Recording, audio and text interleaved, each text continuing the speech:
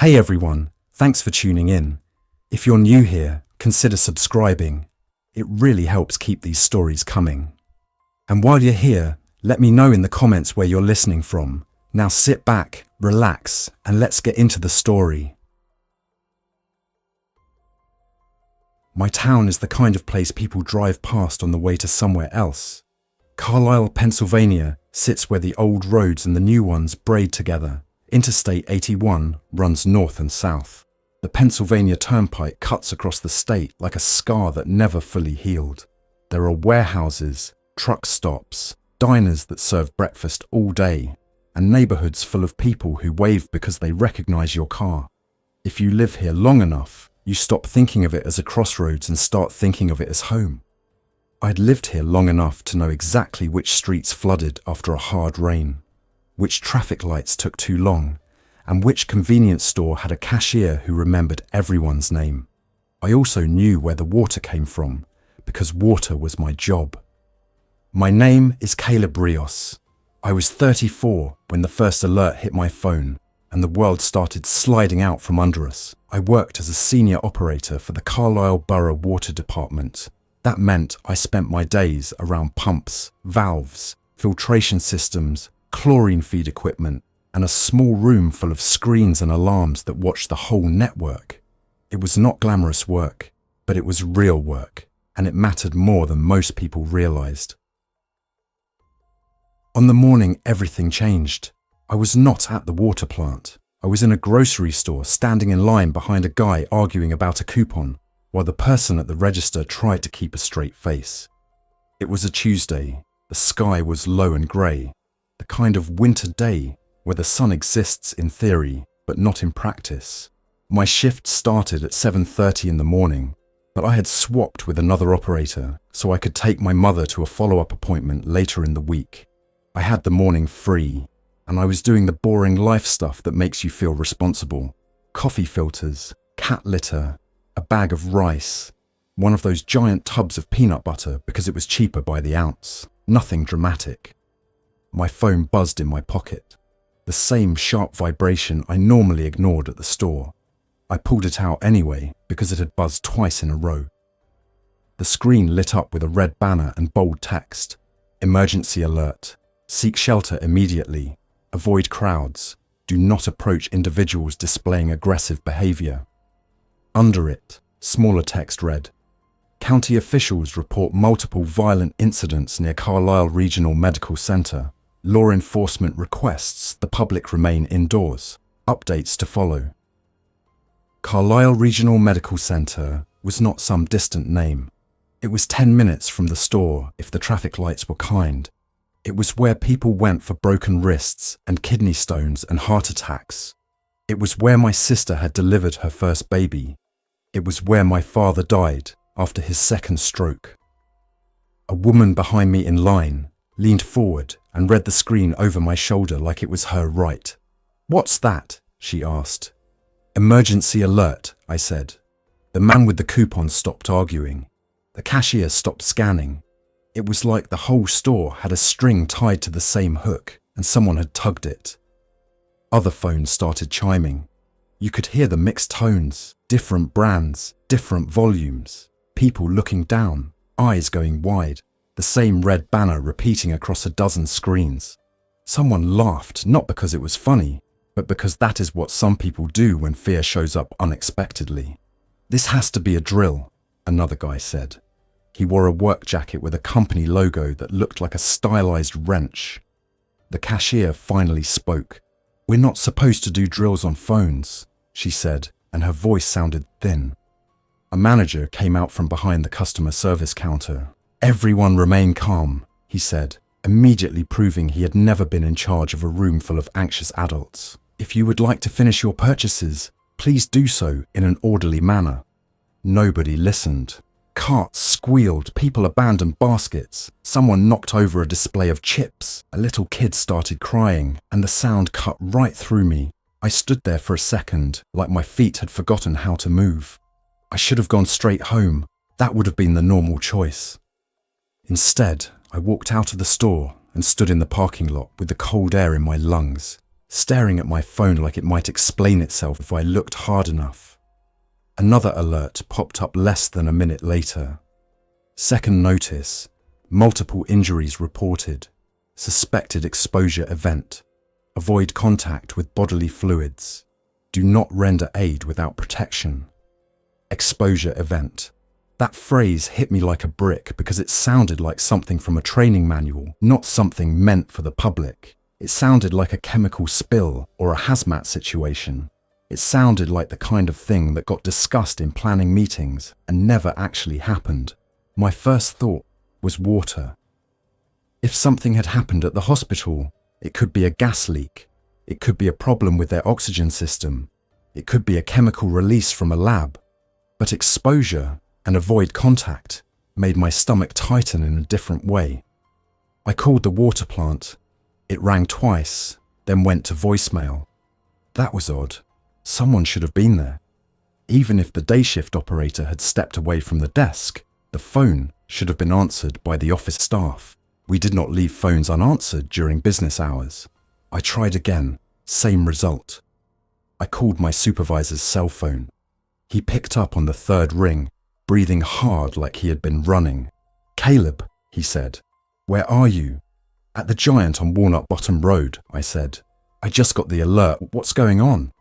"I don't know," he said, and that was worse than anything. "We've got alarms popping. Communications are spotty. We're short 2 people already. I need you at the plant." "What kind of alarms?" "Pressure drops in 2 zones. 1 booster station not responding. And the hospital called in about 10 minutes ago asking about flow issues." Then the line went dead. Flow issues at the hospital right before an exposure event alert. My brain tried to build a picture, but every piece I placed made the image uglier. "I'm on my way," I said. "Be careful," he said. "And Caleb, don't stop. Just get here." I hung up and moved like my body had decided for me. In the car, I turned the radio on. The usual morning talk show was gone. A calm voice was reading a statement from county officials. Words like ongoing incident and public safety and stay indoors. Nothing specific, no details. I drove toward the water plant, which sat near the river, tucked behind a line of trees and a chain-link fence that most people never noticed. The route took me past the main roads, and even there I could feel a shift. More cars than normal, people driving too fast or too slow, distracted. A police cruiser went by with lights on, but no siren, as if the sound itself might make things worse. As I got closer to the medical centre, traffic thickened. I could see the hospital's building in the distance, that familiar block of beige and glass. Then I saw the crowd. It was not a normal crowd. It was not people standing around with phones out filming an accident. It was chaos in motion, people running, people backing away. A few security guards near the entrance, their arms out like they could hold back a wave. And in the middle of it, someone fell. Another person lunged on top of them. From my car, through the winter glare on the windshield, it looked like a fight. Then the person on top didn't punch. They bit. I saw it clearly enough that my body reacted before my mind finished processing it. The attacker's head dipped, their shoulders jerked, and the person underneath screamed in a way that did not sound like pain alone. It sounded like something deeper, like terror. I drove past without slowing down, heart hammering, hands tight on the wheel. I told myself it was a drug overdose situation. I told myself it was some kind of mass hysteria. I told myself I was seeing it wrong. But my mind kept replaying the motion, the way the attacker moved with a single purpose that had nothing to do with winning a fight and everything to do with tearing into another person. I had watched enough news footage over the years to recognize a certain kind of violence, the kind that did not involve posturing, the kind that did not have rules. The alert called it aggressive behavior. That was the polite version. I hit the gas and kept going. At the water plant, the front gate was closed, which was normal. You needed a keycard or someone to buzz you in. I pulled up and swiped my badge. The gate clicked, then rolled open slowly. I drove through and parked near the main building. Inside, the place felt too quiet. The smell was familiar, a mix of clean water and the faint chemical bite of disinfectant. The hum of equipment was steady, but the human noise was missing. No distant conversation, no radio chatter, no footsteps. I moved through the hall toward the control room. The control room was a small space with a row of monitors, a wall panel with a diagram of the system, and a desk cluttered with binders. It was the nerve center for everything that came out of our pipes. My supervisor, Ron Klein, stood in front of the monitors with his hands on the desk, leaning in like he could force information out of the screens through willpower. His face was pale. 2 other people were there. Jasmine Patel, a new operator still learning the system, and Gary Holtz, the maintenance mechanic who could fix anything with a motor and a wrench. "Thank God," Ron said when he saw me. His voice cracked slightly. "You saw the alerts." "I drove past the hospital," I said. Gary looked up sharply. "What did you see?" I hesitated, because once you say something out loud, it becomes real. "People attacking people," I said. "Not normal fights." Jasmine's eyes darted to the screens. Is it like a riot?" "I don't know," I said, and hated the weakness of it. Ron pointed at the display. "We've got pressure problems in the southwest zone," he said. "Booster Station 2 is not responding. The telemetry link is down." Telemetry link, the system that let us remotely monitor and control pumps and valves. The term most people never heard. The thing that kept water pressure steady so your shower didn't sputter. "It could be power," I said. "Or vandalism," Gary said. Ron nodded. "Or something else. We've got a call from the County Emergency Management Office. They want assurance the water supply is safe." I stared at him. "They asked that?" Ron's mouth tightened. "Yes. My job had taught me a particular kind of paranoia. Not the jumpy kind, the systems kind. The kind where you look at a normal day and see 1,000 failure points hidden under the surface. When someone asked if the water was safe during an exposure event, my mind immediately went to contamination. Not because it was likely, but because it was the worst-case scenario that we trained for. "We need to run extra checks," I said. "We already started," Ron said, and gestured to a table where sample bottles were lined up like soldiers. "Chlorine residual tests, turbidity readings. Nothing looks off so far." Chlorine residual was the amount of disinfectant remaining in the water after treatment. It was a buffer, a protective layer. If something got into the distribution system, having a good residual could prevent it from spreading. Turbidity was how cloudy the water was, which could indicate problems with filtration. "Any unusual demand?" I asked. Jasmine shook her head. "Not yet, but pressure drop in that zone could mean a main break or a station failure." Gary rubbed his face. "I can go to Booster Station 2 and see what's going on." Ron immediately said, "No." Gary blinked. "No?"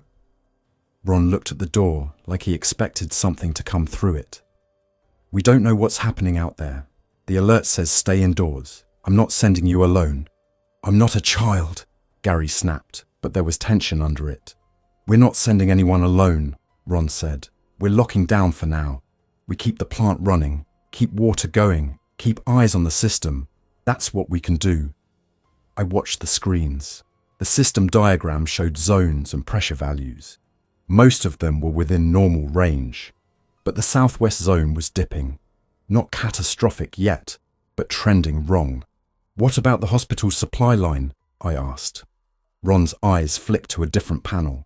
"They're on the same pressure zone," he said. "If that booster station is down, they might have low flow in certain parts of the building." I pictured the hospital again. The crowd, the biting, the panic. Low flow in a hospital during a crisis was a nightmare. "We should notify them," I said. Ron barked a laugh that had no humour. "We tried. Phones are jammed. The line keeps dropping. The county line is overloaded too." Jasmine swallowed. Is this a disease?" Nobody answered for a second. Then the radio on the desk crackled. We kept a two-way radio linked to the Borough Public Works frequency. Most days, it was used for boring things like, "There's a pothole," or the plough hit a mailbox. This time, a voice came through, strained and loud. Public works to all units. Public works to all units. This is an emergency. Repeat, this is an emergency. We have multiple incidents downtown. Individuals are attacking. Use caution. Stay inside buildings. Lock doors. Gary stared at the radio like it had insulted him. Ron reached for it. This is water plant control, he said into the microphone. Say again, individuals are attacking. Static. Then the voice again. Yes, attacking, biting. It's not just fights. Police are overwhelmed. Stay put. My skin went cold. Not from the winter outside, but from something inside me realizing the rules had changed. Biting. The word landed in my chest like a weight. Jasmine whispered, "That's not real." But it was, because we had seen it, heard it, and now the entire borough radio channel was saying it. Ron set the radio down with shaking hands. "Okay," he said, forcing his voice steady. "Okay, we follow protocol. We secure the facility, we keep the water safe, we ride this out." "What protocol covers people biting each other?" Gary asked. Ron glared. "The protocol that covers staying alive," he said. "We lock doors, we keep away from windows, we do not go outside unless we have to." I looked around the control room. It had reinforced doors. We had security cameras. We had fences.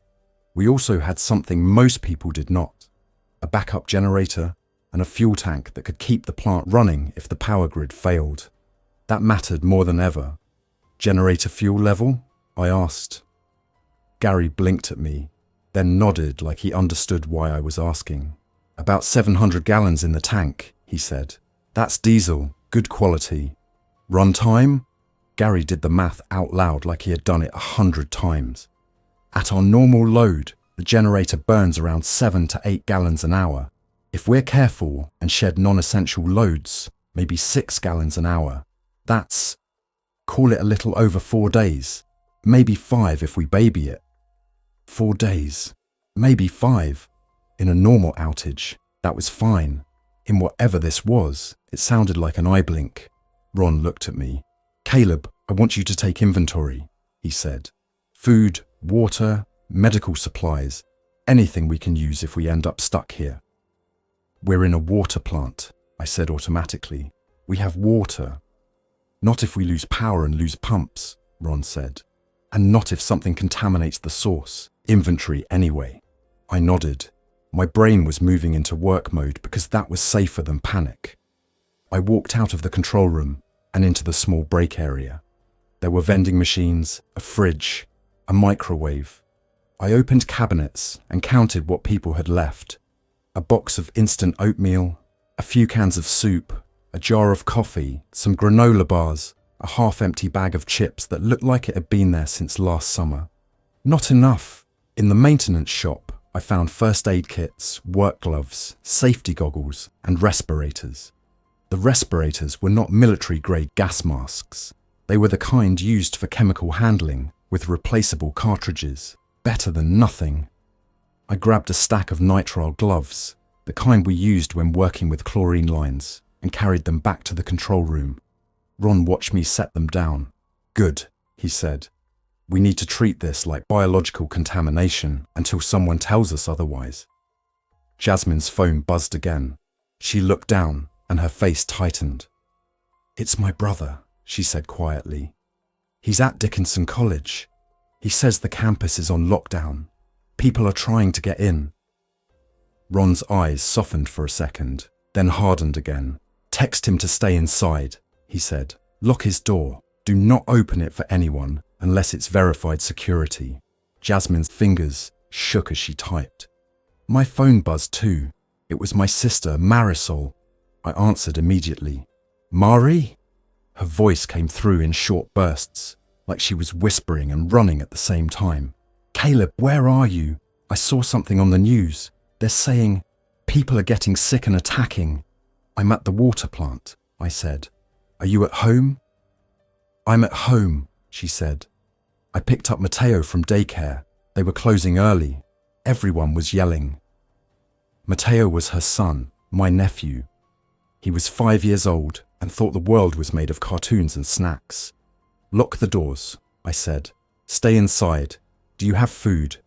"We have food," she said. "Caleb, Mum's house is across town. She's alone." My mother lived in a small ranch house near the edge of town, not far from the creek. She refused to leave it, refused to downsize, refused to believe her knees would someday betray her. She could be stubborn enough to fight God. "I'll call her," I said. "Phones are weird," Marisol said. "I tried. It keeps going to voicemail." A pulse of fear went through me. "I'll try," I said. "You stay with Matteo. Keep him calm." "How?" she asked, and there was desperation there. "Tell him it's a storm," I said. "Tell him we're staying inside until it passes." She made a sound like a laugh and a sob mixed together. "Okay," she said. "Okay, please be safe." "I will," I said, and hated that it was a promise I could not guarantee. I tried calling my mother. It rang until voicemail. I tried again. Same result. I pictured her in her kitchen, radio on, refusing to pick up because she did not recognize the number, or because she had decided she was not going to be told what to do. I left a voicemail anyway. "Mum," I said, keeping my voice steady. "It's Caleb. There's an emergency in town. Stay inside. Lock your doors. Do not open them for anyone. I'll come to you when I can." I didn't know when I could. Outside, the day darkened early. That winter trick where the afternoon looks like evening, even before the sun is down. Through the security camera feeds, we could see the entrance road and the fence line. Nothing moved out there at first. Then, around 2:15 in the afternoon, a car came down the road too fast and slammed to a stop at the gate. The driver got out and ran toward the fence, waving his arms. Ron leaned forward. "Zoom in," he said, and I used the camera controls to tighten the view. The man was in his 20s maybe. He had blood on his jacket, but I could not tell if it was his. He was yelling, but the cameras did not have sound. Behind him, on the road, something moved. A second figure stumbled into view, then another. They were not running. They were walking fast, uneven, like their bodies were not coordinated. One of them wore scrubs. Hospital. The man at the fence looked back and saw them. He turned and grabbed the gate, shaking it like he could rattle it open. Ron's face went tight. "We cannot open that gate," he said, as if he needed to say it out loud to make it true. Gary swore under his breath. "That kid's going to get killed." "Watch," Ron said sharply. "We watch. We do not open." The man at the gate looked straight at the camera, like he knew someone was watching. He raised his hands and pressed his face close to the chain link, his mouth forming words we couldn't hear. Then he saw something else, and his expression changed. He backed away from the gate, looking down. He had noticed the fence was topped with angled barbed wire. He ran along the fence line, searching for a lower point. The infected behind him were closing in. One reached him first. The man swung his arm, hit it, stumbled. The infected grabbed him, and he screamed. Another infected joined, and the man went down under a tangle of bodies. Jasmine made a choking sound. I stared, frozen, as the infected bent over him with that same terrible single-mindedness I had seen at the hospital. Not punching, not holding, biting. The camera showed it without mercy. Ron shut off the monitor feed with a hard click. Silence filled the room. Gary's jaw worked like he was chewing words. "We just watched someone die," he said. Ron's eyes were wet, but his voice was hard. "We watched someone die outside a secured facility," he said. "If we open the gate, we risk everyone inside. That is the math." Jasmine whispered, "What are they?" Nobody answered, because the honest answer was we didn't know, and the unknown was a pit that could swallow you if you looked too long.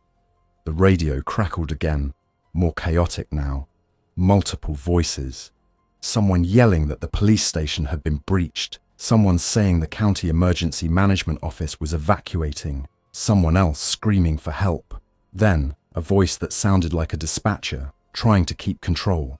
All units, shelter in place is no longer advised in certain areas.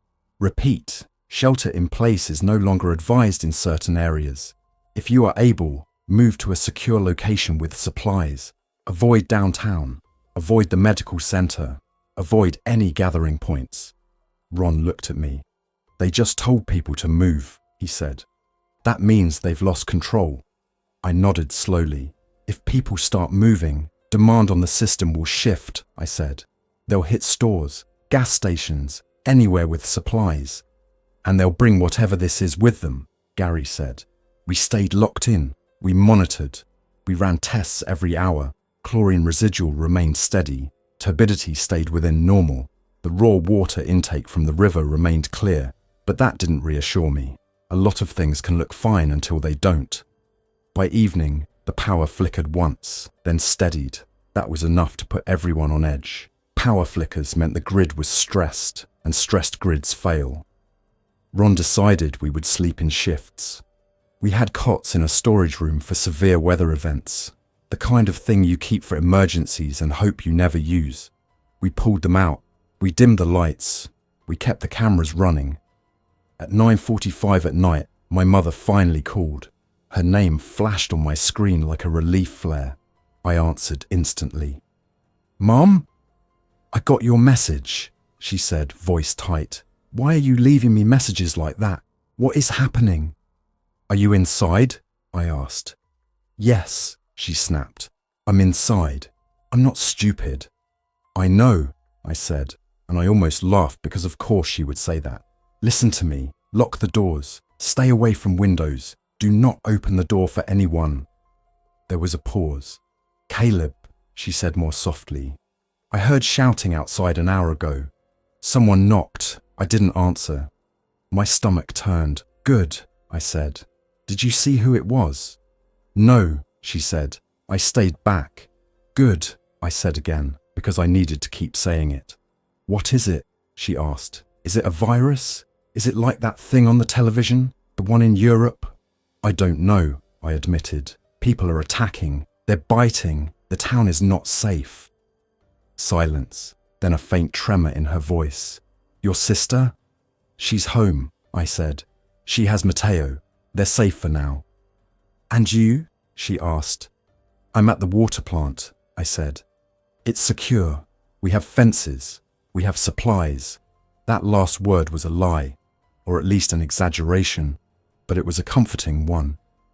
My mother exhaled. "I want you to come get me," she said. "Tomorrow."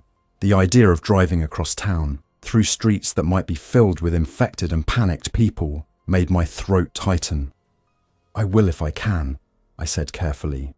"You're my son," she said, like that settled it. "You can." After I hung up, I sat on the edge of a cot and stared at the floor. Gary sat across from me, cleaning his glasses with a rag, even though they weren't dirty. "You got family out there?" he said. "Yeah," I said. He nodded. "Me too," he said. "My wife's at home with my daughter. I can't just sit here forever." Ron heard him and looked up from the monitor. "We're not sitting forever," Ron said. "We're waiting for daylight. We're making a plan. We do not do hero runs at night." "What plan?" Gary asked, anger rising. "We just watched someone get torn up on our fence. What plan fixes that?" Ron's jaw clenched. "We secure this facility," he said. "We keep water flowing as long as possible. And when we move smart." I lay down and tried to sleep. Sleep came in broken pieces, interrupted by the flicker of fear and the buzz of the radio, and the heavy awareness that the world outside had changed into something that did not care about my routine, or my job, or my plans. At dawn, pale light crept through the narrow windows. The cameras showed the road outside. There were bodies near the fence, unmoving. I did not zoom in. I did not need to. The town looked quiet, but quiet meant nothing. Quiet could be the calm before a storm. Quiet could mean everyone was hiding. Quiet could mean everyone who could scream had already screamed. Ron gathered us in the control room around 7:15 in the morning. We have 3 priorities, he said. 1. Keep the plant running.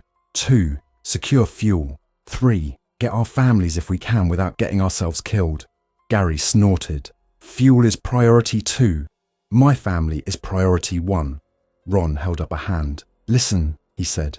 If we lose fuel and the grid goes down, we lose pumps, we lose pressure, we lose water. No water means no firefighting, no sanitation, no hospitals, no ability for anyone to survive longer than a few days. Fuel is the spine. I understood what he meant. It was the kind of big picture thinking that made people hate you in the moment and thank you later if later still existed.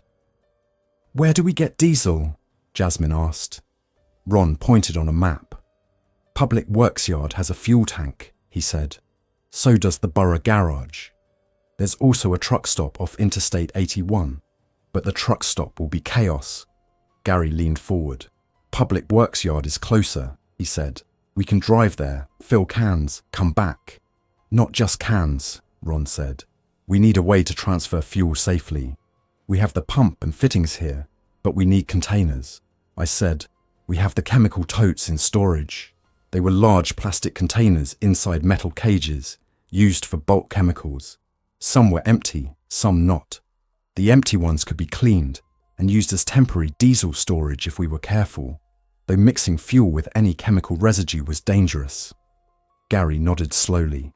We can use empty totes, he said, but we need a truck to haul them. Ron's eyes moved to the garage keys hanging on the wall. We have the department pickup, he said. Not big enough for a full tote. We have the utility flatbed, I said. It can carry more. Ron hesitated. It's older. I've driven it, I said. It runs. Gary looked at Ron. We go now, he said. Before everyone else does. Ron exhaled. Okay, he said. But nobody goes alone. We go as a team. We stay in the vehicle as much as possible. If we see trouble, we leave. We do not stop to help strangers. That's the rule. Saying it out loud made it feel cruel, but the memory of the man at the fence made it feel necessary. We geared up like we were going into a contaminated site. Work boots, thick jackets, gloves, safety goggles. We put respirators in a bag. We grabbed a fire extinguisher and a pry bar. Gary insisted on bringing a heavy, adjustable wrench that could double as a weapon. I had something else in my mind. In the maintenance locker, there was a cabinet we rarely used. Inside were a few old tools, and because this was America, and because people are people, there was also a firearm.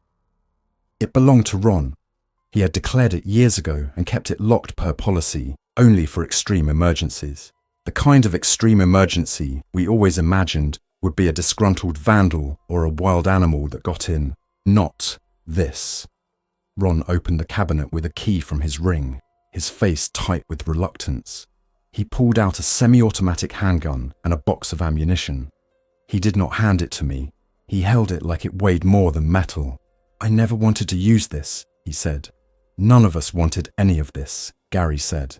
Ron loaded the magazine with careful, practiced motions, then tucked the handgun into a holster under his jacket. This is last resort, he said. We avoid using it. Noise attracts attention. Understand? We nodded. We moved as a unit to the flatbed, and Ron drove us out of the gate. The streets were not empty. They were just wrong. A car sat in the middle of the road, with its driver door open. No driver.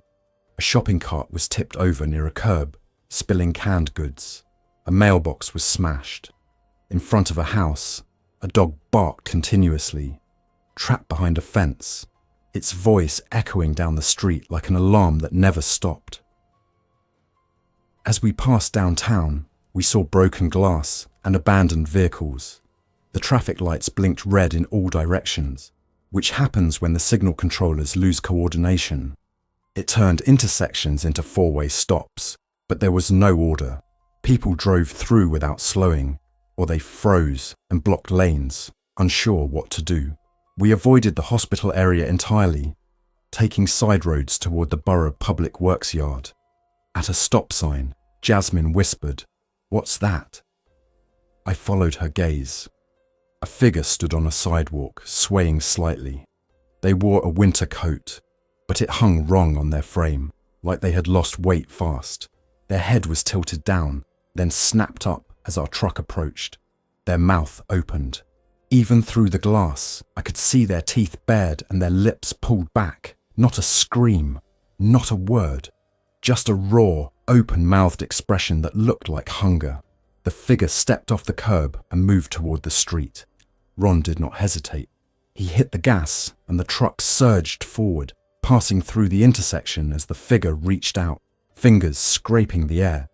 We did not look back. The public works yard was fenced and gated, like ours, but the gate was partially open. That was a bad sign. Ron slowed and Gary leaned forward. "We could back out," Gary said. Ron looked at the open gate, then at the yard beyond. "We go in," he said, "fast, in and out." We rolled through the open gate. Inside the yard, several trucks were parked crookedly, like they had been abandoned mid-movement. A front-end loader sat with its bucket raised slightly, frozen in a half-task. Near the fuel tank, 2 bodies lay on the ground. They were not moving. I tasted bile. Gary whispered, "Jesus." Ron's voice was low. "Eyes up," he said. "We do not focus on that." We pulled up near the fuel tank, a large above-ground diesel tank used for plough trucks and equipment. The pump was there, and the hose was coiled. Gary jumped out first, wrench in hand, scanning. I followed, keeping my movements controlled. Jasmine stayed near the truck, watching the yard. Ron stepped out last, hand near his holster. The air smelled like cold metal and faint diesel. Gary ran to the pump and tried the handle. It turned, good. That meant power to the pump was either still on or it had a manual mechanism. We had brought empty 5-gallon fuel cans, the kind used for generators and equipment. We lined them up. Gary started pumping. Diesel flowed, the sound loud in the quiet yard. My eyes kept tracking the perimeter, the fence line, the open gate, the corners where someone could appear. Ron said quietly, "Caleb, help him fill." I moved to assist, holding cans steady, swapping them when full, keeping the caps ready. Halfway through the 3rd can, we heard a sound from the far end of the yard, a scrape, a clatter. Jasmine stiffened near the truck. "Someone's there," she said. Ron raised a hand. "Stop pumping," he said. Gary stopped, hose still in the can. We listened. Footsteps. Not running, not normal walking either, uneven, dragging. A figure emerged from behind a parked dump truck, then another, then another. 3 infected, moving toward us with that same jerky urgency. Their eyes looked unfocused, but their heads oriented toward sound like predators. Gary whispered, "We can finish." Ron snapped, "No." The infected were less than 40 yards away. Ron moved decisively. "Leave the hose," he said. "Get in the truck." Gary started to protest, then saw the distance closing and shut his mouth. We backed away from the pump, abandoning the half-filled can, and moved quickly to the flatbed. One of the infected let out a hoarse sound that might have once been a word, but now was only noise. Ron climbed in and started the engine. Gary and I jumped into the bed, pulling Jasmine up after us because the infected were closer now, reaching the area near the pump. The truck lurched backward, then forward, turning toward the gate. The infected broke into faster movement, almost a run, their bodies thrown forward by a kind of mindless drive. Ron hit the gas hard. The flatbed bounced over uneven ground, and the open gate rushed toward us like a mouth. We shot through it and onto the road. In the side mirror, I saw the infected spill out of the yard, then stop in the road, confused by the vehicle's speed and the distance growing. Ron did not slow until we were several blocks away. We had only filled 6 cans, 30 gallons. It was something, but not enough to feel like a win. Back at the plant, we unloaded the diesel into the storage area and locked everything down again. By midday, the radio was mostly static. Cell phone service was spotty, coming and going like a bad connection. The news stations were running looping footage of chaos in larger cities. Philadelphia, Baltimore, New York. It was everywhere. The words on the screen changed from incident to outbreak. Then they started using another word, infected. A state official appeared on a broadcast, face grim, and said the infection spread through bites and contact with bodily fluids. They said to avoid close contact. They said to shelter in place. They said the National Guard was mobilizing. They said a lot of things that sounded like order. But outside our fence, the world looked like collapse. That afternoon, my sister texted me a single sentence. Neighbor banged on door. We didn't open. Matteo crying. What do we do? I stared at it for a long time. What do we do? It was the simplest question and the hardest. Ron looked over my shoulder and saw my face. You want to go? He said, not as a question. My family, I said. Ron nodded slowly. I know, he said. But if you leave, you might not make it back. And if you bring infection here, we all die. I can't just sit here, I said, and my voice cracked. Ron's eyes were tired. We decide together, he said. No solo runs, not anymore. Gary, who had been listening, said, if we go for families, we go for all of them. We do one trip, we do it smart, we bring people back here if we can. This is a fortress compared to our houses. Jasmine looked up sharply. Bring my brother too, she said. Ron spread the map on the desk again, and we started planning like we were preparing for a storm, except storms do not chase you down the street. We marked routes that avoided downtown. We noted bridges, choke points, places where traffic would pile up. We listed supplies, food, water jugs, blankets, medication. We thought about noise. We thought about how to move people through a gate without letting infected slip in behind them. We did not talk about what we would do if we reached a house and found an infected inside. We did not talk about what we would do if one of our own got bitten. But the silence around those questions sat between us like a loaded tool you did not want to pick up. At 5:30 in the evening, we prepared the truck again.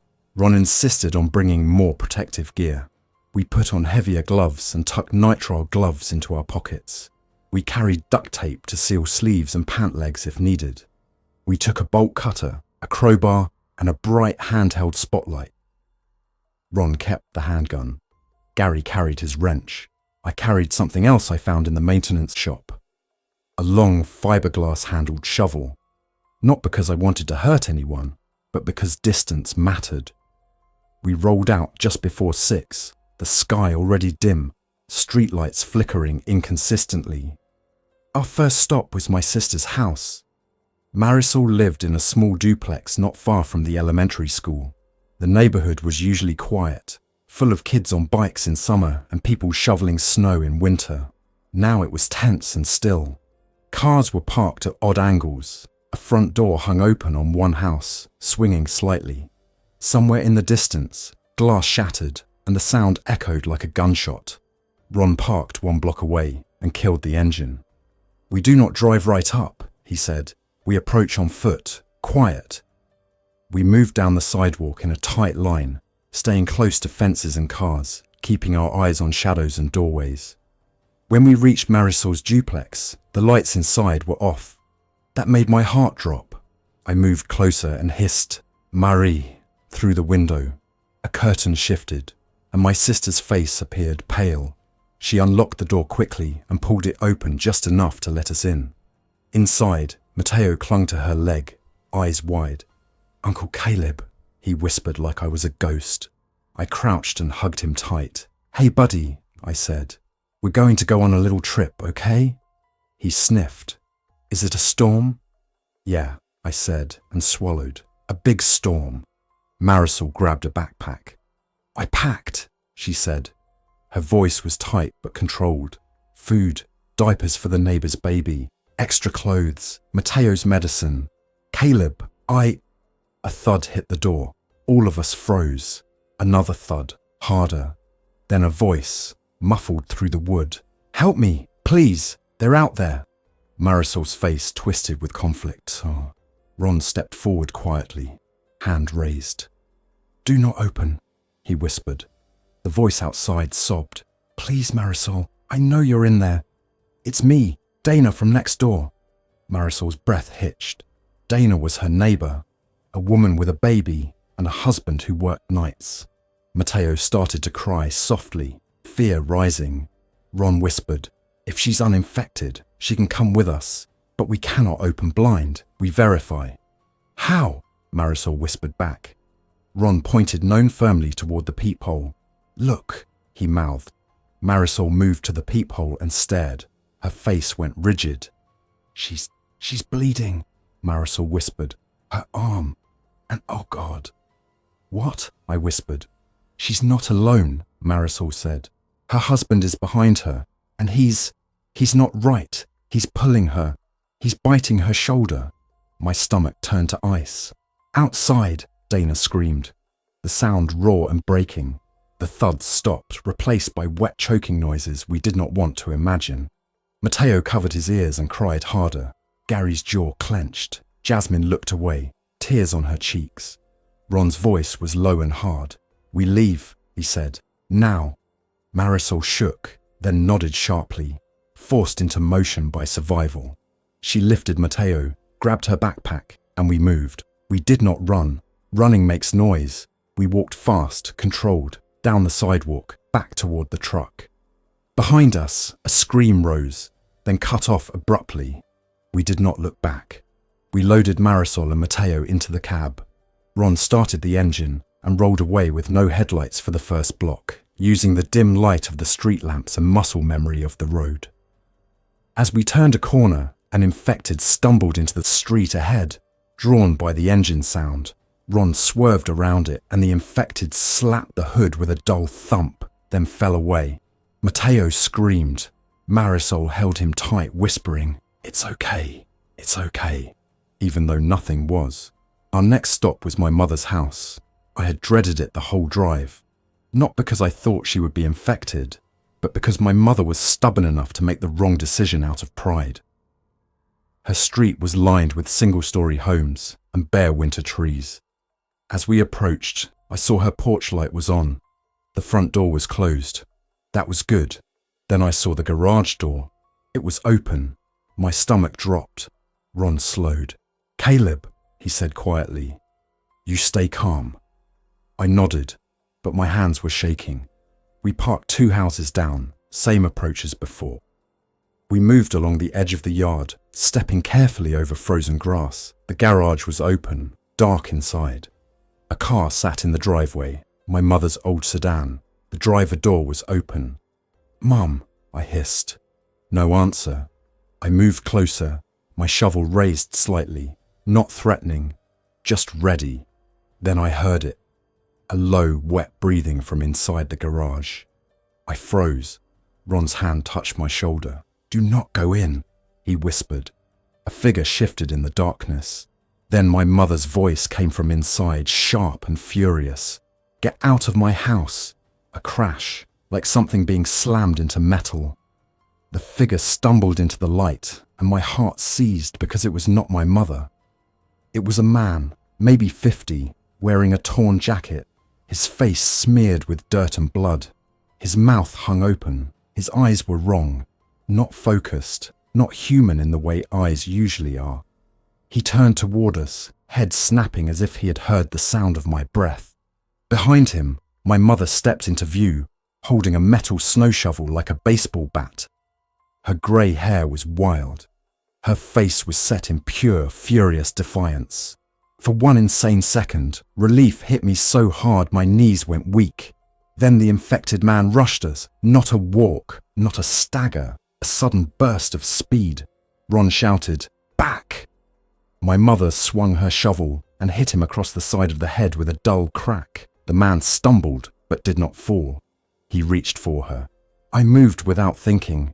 I shoved the fiberglass shovel handle into his chest and drove forward, using my weight to push him back. He grabbed the handle, fingers strong, and pulled.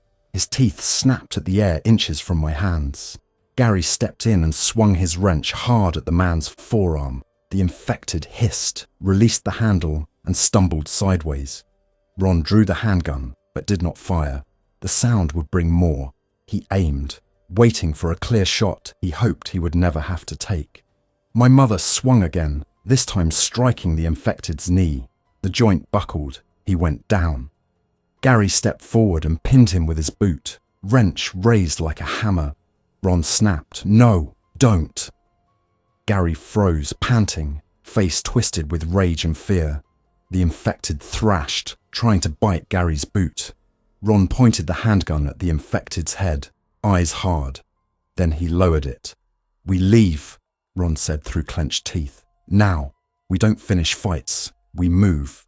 My mother looked at me, breathing hard. "Caleb," she said, as if the whole situation was my fault for not arriving sooner. "I'm here," I said, voice shaking. "We're getting you out." She glanced at Ron's gun, then at Gary's wrench, then at Jasmine's pale face. She finally looked past us at the street, empty but ominous. For the first time, I saw something like fear cross her expression. "Fine," she snapped. "Give me 2 minutes." She went inside. 2 minutes became 1 minute because Ron insisted. My mother came out with a canvas tote bag and a small box of photographs like the world might end. But memories still mattered. We moved quickly, steering her away from the garage where the infected still thrashed weakly, trapped for the moment by his injured leg and confusion. As we loaded her into the truck, I heard another sound down the street, a moan, long and hollow. Then another. Figures emerged from between houses. 2, 3, more. They were drawn by movement, by sound, by something we could not see but could feel. Ron slammed the driver's door shut. "Everyone in," he barked. We climbed into the bed again, and Ron hit the gas. The truck surged forward as infected stepped into the street behind us, reaching, stumbling, accelerating. We did not stop. We drove back to the water plant with headlights off whenever possible, taking back roads and avoiding clusters of vehicles. When we reached the plant gate, Ron honked twice in a prearranged signal, and Jasmine jumped out to swipe her badge. The gate opened slowly, painfully slowly, and we rolled through, then shut it behind us. Only when the gate was closed and the locks engaged did I breathe. Inside the plant, Marisol sat on a cot holding Mateo, whispering to him. My mother sat rigidly, staring at the wall like she was refusing to accept the reality around her. Ron locked every door, then turned to us. "This is our shelter," he said. "This is our work, and this is now our responsibility." I looked around at the water plant, at the monitors and pumps and the humming systems that still ran like nothing had changed. Outside, the town was collapsing into something unrecognizable. Inside, we still had clean water, power, and a fence. For the first time since the alert, I understood what my job had become. Not just keeping water flowing, keeping people alive. And as the night deepened and the radio went quiet, I realized the outbreak had not begun somewhere far away. It had begun here, in my town. Thanks for listening. If you enjoyed this story, don't forget to like and subscribe. Your support keeps these creepypastas coming. Until next time, stay alert, stay safe, and never ignore the feeling that something is watching.